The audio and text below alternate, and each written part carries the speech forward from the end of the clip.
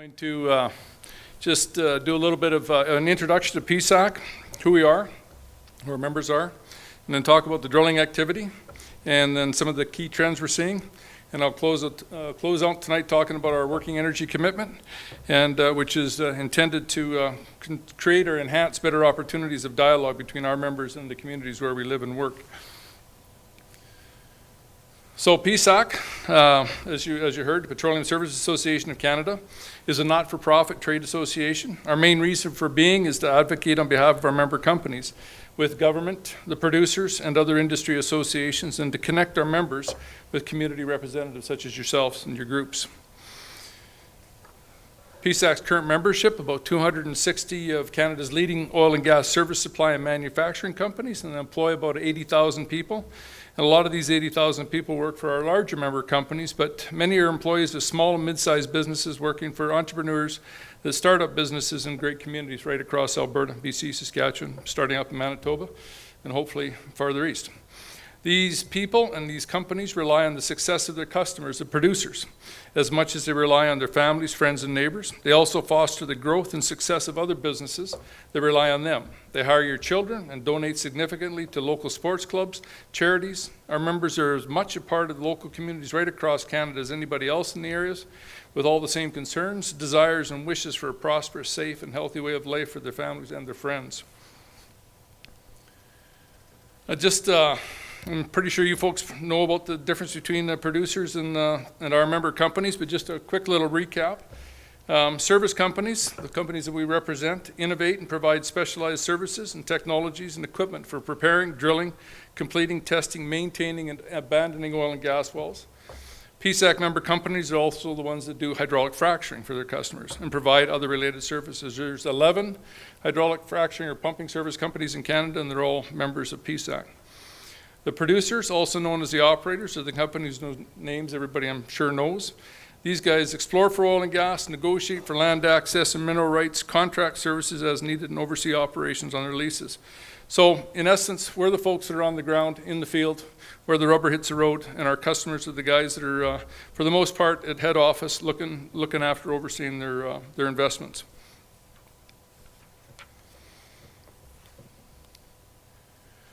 So, as it was mentioned about the drilling activity forecast, so just to kind of set the stage for where we're at, and a little peek into what we think is going to happen in the near future.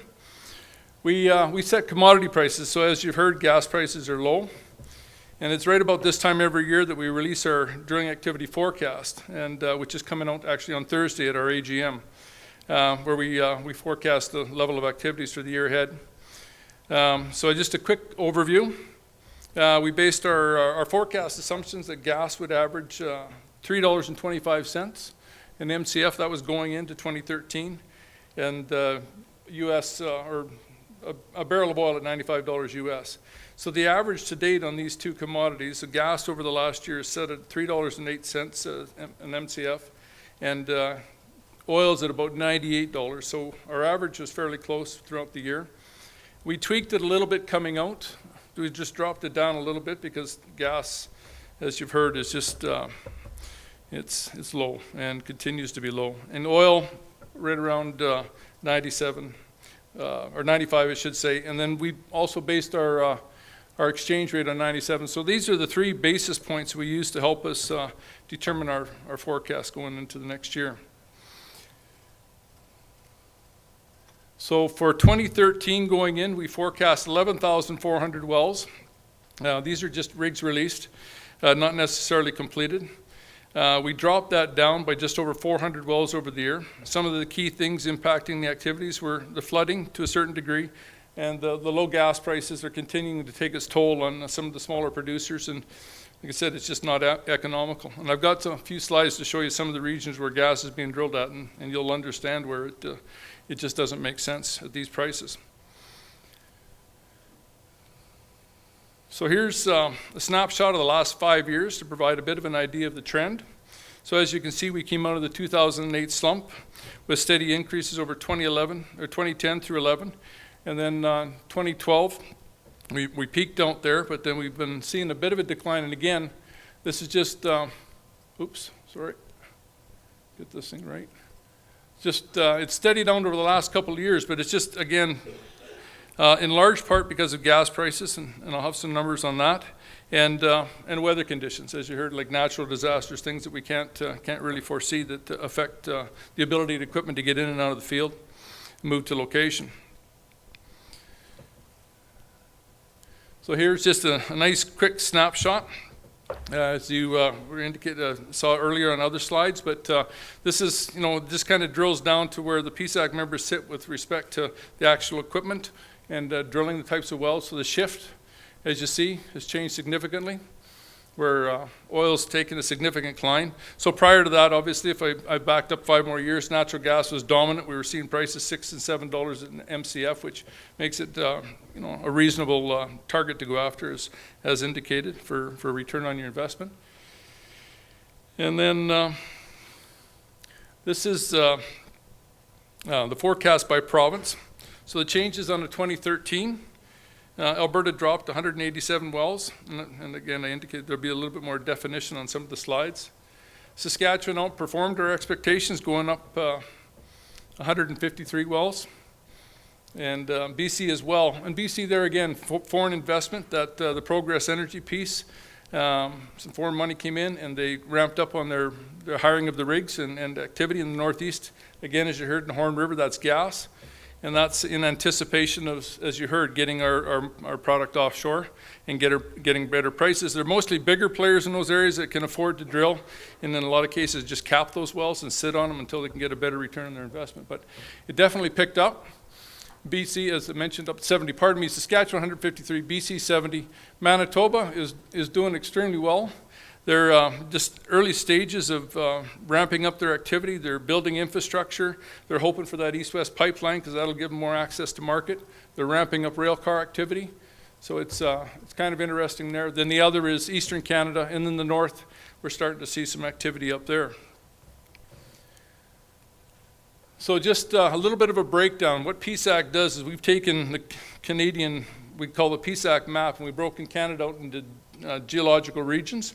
And so this just kind of highlights those areas. So here, again, you heard about our area maps, AB1, 2, and 3. So AB1, as I mentioned, is right into the Rockies, that's deep gas, it's sour gas. It's expensive to exploit, to get drilling rigs in and drill deep. So it's really just not that economical. But as you also saw, that fairway, the Cardium fairway, right from south to north, is the Pembina field, the Cardium, the Duvernay, and that's going to be fairly consistent over the next year. Just steady as she goes, just because of the oil prices are giving a good return, and the gas that they're going after is liquids rich, so they get a fairly good return on that. So, and then AB3 is in the southeast corner down there. That's coal bed methane, and again, it was affected by flooding. And we're just not going after that. I mean, that's dry gas, that's part of the lowest return. And just sort of quiet in that area. So you can see the flat along the bottom with respect to, or the foothills, pardon me, and then AB3 and AB2. Then we roll into area maps AB4, AB5. So we've got East Central, no significant changes. This is just over the last year. And then a slight decline in AB5, just again, steady as you go. Overall, for the year, it's, like I said, we dropped down about 400 wells, so it's just kind of steady. What's interesting is that this is only half of what we drilled in 05, 06 when the boom was on and gas prices were right where we drilled over 20,000 wells in Western Canada.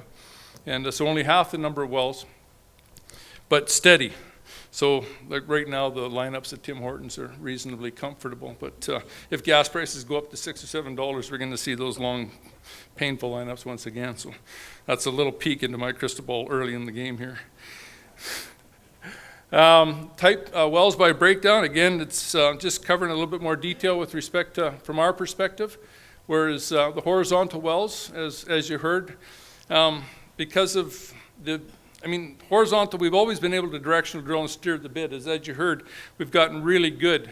We've improved over the years the ability to steer the bit. We essentially have the instrumentation. We could steer that bit in northeastern BC from right in this room if we had the computer setups, and within a very significant degree of accuracy.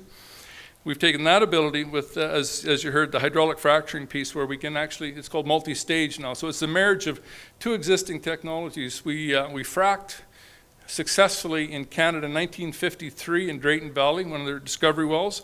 And one of our member companies fracked successfully in Verdun, Manitoba in 1951. There's well over 175,000 wells have been hydraulically fractured. And a quick analogy for me is everybody's kind of got a picture in their head of the Wright brothers learning how to control that airplane in the early days and flying it, versus today at the A380s and our 747s and where we can travel. That's hydraulic fracturing and multi-stage hydraulic fracturing and directional or horizontal drilling. We've been able to do it for a number of years. What we've done is gotten good at it and married these two existing technologies to open up these plays and these resources. As you heard, that we've known they're there, we just couldn't get at them economically or safely or efficiently. Well, now we are over the last 4 or 5 years. Proud to say PSAC member companies are playing a significant role in developing that technology. And there again, the shift. Meters drilled, again, we're going to bigger rigs. So you can see our average meters back in 2010 on per well, 1,600. Now we're drilling over 2,000 meters, so we're going down, as you heard, vertical, and then we're steering that bit around the corner, building an angle, and then drilling out 2 miles into the horizontal leg. And we're essentially giving our customers 5 wells in one, because instead of 1 vertical well, we're drilling down and then out and giving them like the exposure of, say, 5 vertical wells from 1 horizontal leg. So a very significant lessening of the surface impact. So in the 1970s, we'd clear 20 acres of bush and put a rig in there and drill 1 vertical well. Today, we're clearing less than 2 acres and drilling 16 wells from 1 location and just steering that bit away from each well and getting the production, a significant increase in production. I sidetracked from my notes. So the working energy commitment, those are the numbers. Stop me when I start talking too long here. The working energy commitment, because there's been a significant increase in awareness about the industry and hydraulic fracturing, there's just more complex wells. We're seeing fewer wells drilled, as I mentioned. And because of the increasing level of public interest, PSAC launched our working energy commitment a few months ago. The concept of our working energy commitment stems from the fact that our members, as I mentioned, are on the front lines of the oilfield services industry, living and working in near hundreds of communities right across Canada. So when you think of working energy, you think of our members, your next door neighbors. The working energy commitment is our way of communicating the commitment of our members to listen to and openly discuss public concerns about oil and natural gas development. The program is also designed to raise awareness of the efforts our members are putting into mitigating the impact of their activities on local communities to ensure the safety of their workers and the general public, and showcase the services and the technologies they provide that underscore the commitment they make every day to a job well done. This is just a snapshot of those member companies that have committed to supporting the working energy commitment.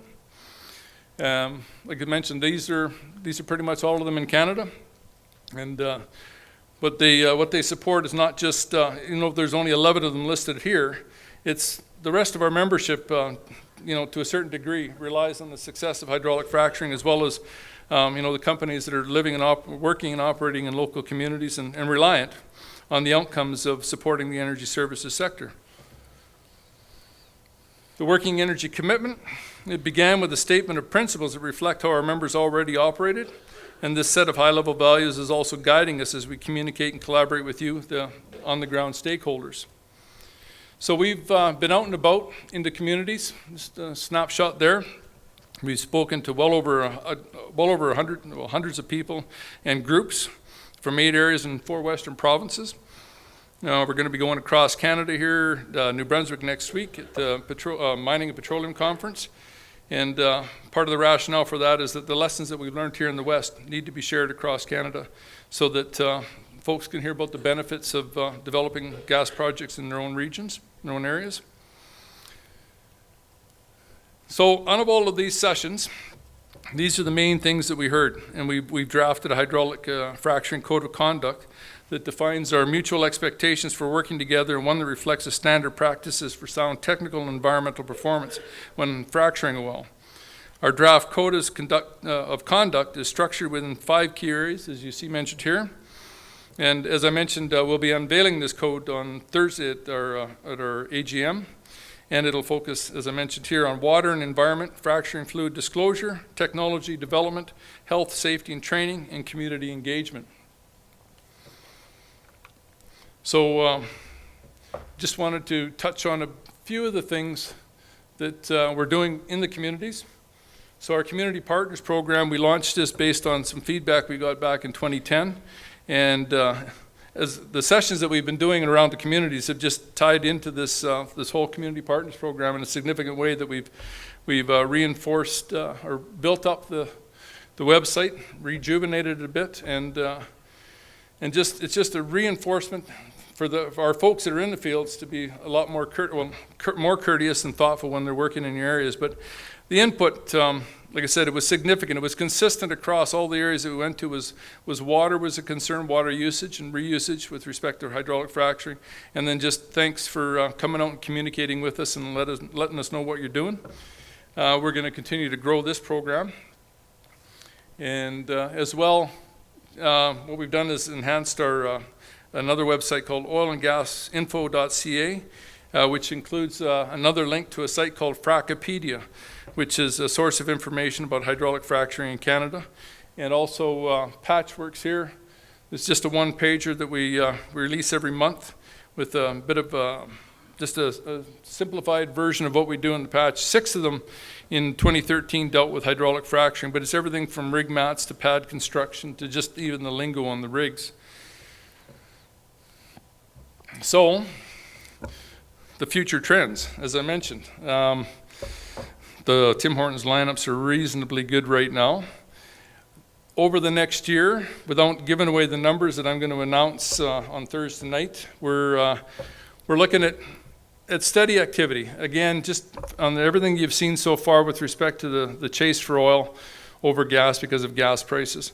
The significant thing that's going to happen, that will need to happen in order to boost activity back up again, is higher gas prices. So there's nothing on my crystal ball to indicate any change in gas prices over the next year. There are a little bit of rumblings towards the end of 2014. There might be some strengthening, but in everything that I've been looking at, I can't see any rationale behind that at this point in time, other than confidence that we'll start to see some of these projects firm up and we'll get our gas offshore. And if we get our gas offshore, as indicated earlier, we'll get a better return, and that'll make a difference. But right now, for this year, just for the next year going ahead, steady as she goes, and gas prices need to come up. Oil can hold at around $100. That's a comfortable price to be for us, all of us that put gas in our tanks. And again, as you heard from Susan, with respect to pushing the natural gas development, the domestic demand in the oil and gas industry, we're converting drilling rigs over to natural gas engines. Our boilers that consume diesel in the winter, there's look at converting them over to natural gas. But even that change within Canada is not significant enough to make a big impact over the next year. What we need is access to markets, get our product offshore. So I've always been accused of being an optimist, and essentially just close out that it's steady as she goes. It's the future's bright because we're working, and it will pick up once we get access to markets. So thank you very much.